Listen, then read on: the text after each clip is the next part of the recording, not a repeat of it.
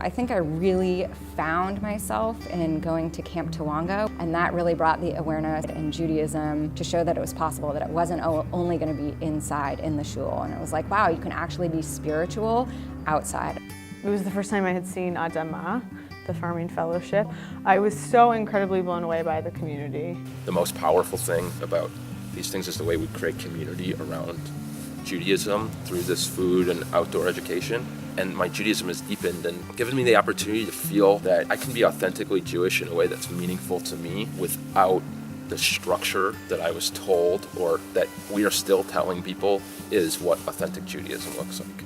We had 2 fabulous previous trips to Israel, but those trips we visited places. This trip, which impacted me the most, was we were part of Israel. The very first activity, putting our hands in the dirt and picking those onions, it really got Israel into my soul. I think we've seen very clearly over the last 10 or a dozen years that 3 huge new vertical doorways to Jewish life have opened up through the outdoors, through food, and through the environment.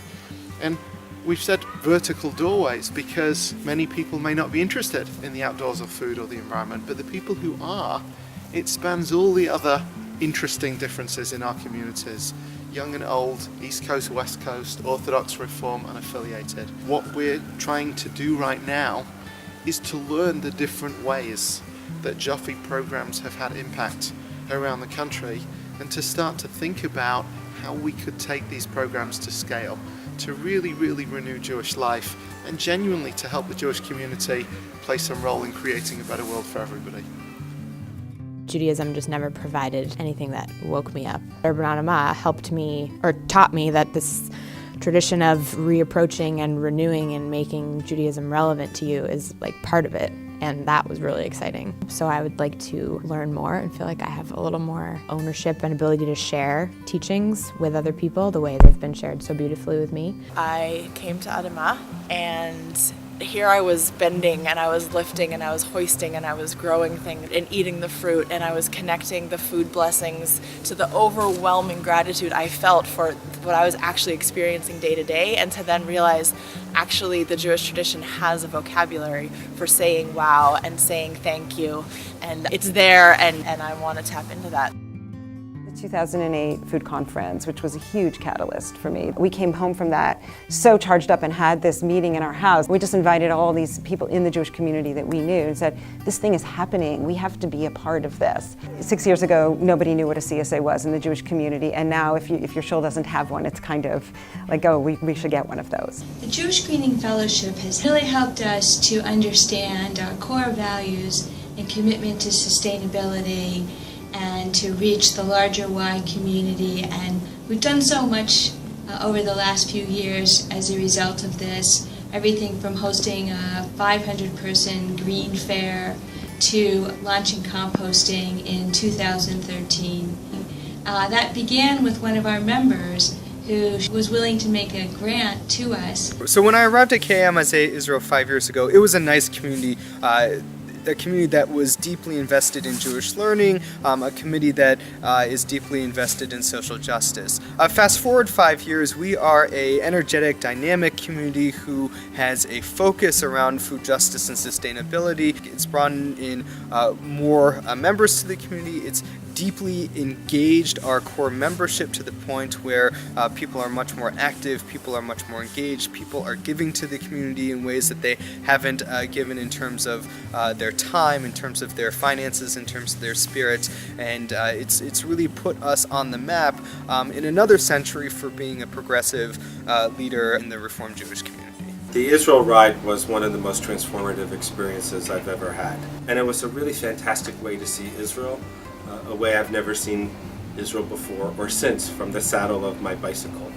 But I'll never forget coming into Mitzpeh Ramon and knowing that Shabbat was coming, remembering the incredible spirituality of Kabbalat Shabbat. I still can't quite put my finger on it, but I'm convinced absolutely that there's something going on, and that we in the so-called established, organized Jewish community need to pay more attention to what's happening with young adults and their willingness to really get out into the world, into Jewish farming, to cycling and environmental education. My folks came to visit me at the second food conference in 2007 right here, and really they were blown away with the young Jewish energy that was here, and that's really I think why my folks have remained involved. We started a farm next to our family business, an envelope factory, and so we have Pushing the Envelope Farm, and we've brought day schools out. We've gone into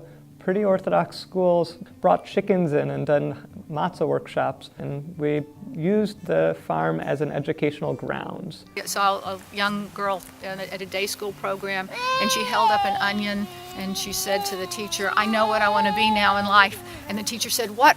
And she said, "An onion farmer." And I knew she wasn't going to be an onion farmer, but she had touched the earth, and she had come to our Jewish farm, and she had spent a Shabbat there, and it was absolutely transformative, and it was beautiful. Our farm and the education we do there gives a whole new way for people to think about their identity as Jews.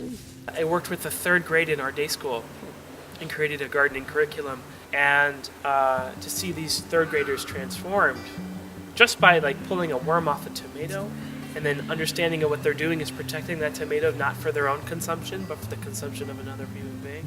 It's a really powerful understanding it. NetTI, which is this network of 35 institutions across LA, are grabbing these other two groups. So one of them are these people that have never been affiliated before. And then the other group, people who came up through the camps and schools, and then they go off and literally told me the shul that I grew up in would never be the shul that I would want to join as an adult. And through these food programs, a lot of them are feeling rekindled, and maybe they could create the synagogue or recreate or refresh the synagogue that they grew up in their own image. As we added a children's garden, where our early childhood center has really used it as an educational opportunity for both children and families, extended that to camps, so elementary school students are participating.